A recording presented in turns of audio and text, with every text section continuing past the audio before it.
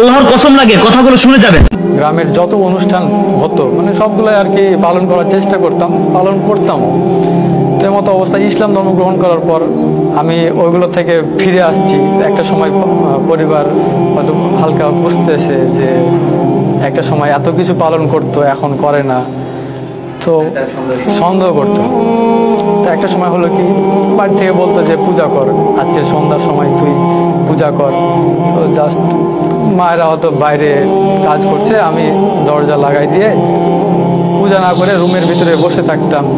একটা সময় হতো কি আমাকে বলতো প্রসাদ খা, আমি প্রসাদটা মুখে নিয়ে হয়তো চিবাচ্ছি, বাসার বাইরে গিয়ে ফেলে আসলাম, আবার বাসার বাইরে থেকে অজু করে আসলাম।